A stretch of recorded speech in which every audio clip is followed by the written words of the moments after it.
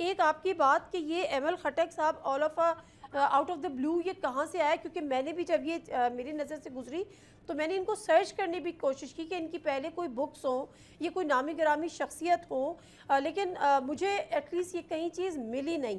तो आपको क्या लगता है ये प्रिंट भी कहाँ हुई होगी? कि मुझे तो नहीं लगता कि अगर ये एक हमारा एक मैपिंग एक्ट है और उसके तहत एक बाकायदा तौर पर सज़ा भी है कि आप कश्मीर को पाकिस्तान के हिस्से से अलग कर दें या खैबर पख्तूनख्वा पे आप इस तरह से खून के धब्बे दिखाएं, फिर उसका जो सारा कंटेंट है कि वो पाकिस्तान के किसी पब्लिशर ने उसको पब्लिश भी किया होगा। What do you think and what your take on that कि ये पब्लिश भी कहीं और हुई है?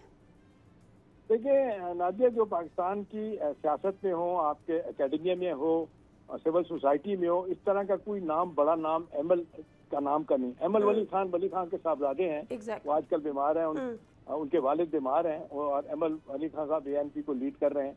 उसके अलावा कहीं भी मैंने देखा है, जिस तरह आपने रिसर्च किया, मैंने भी रिसर्च करके देखी, ये कोई नोन आदमी नहीं है, कोई मशहूर आदमी नहीं है।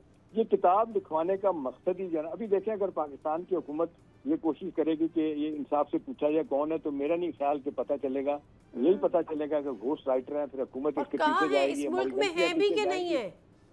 जी हाँ, है भी कि नहीं है, और किस तरह लिखवाई गई, कितनी जल्दी में लिखवाई गई, क्या ये हिंदुस्तान से छुपा के पाकिस्तान में स्मगल की गई, और फिर इसके पब्लिशर कौन है, किस।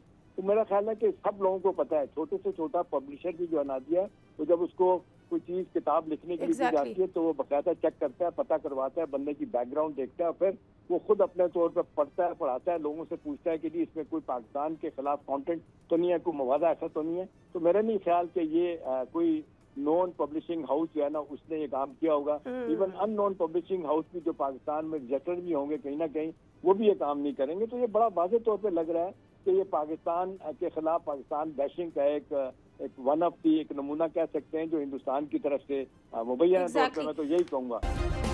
सब्सक्राइब करें और बेल दबाएं ताकि कोई खबर रह न जाए।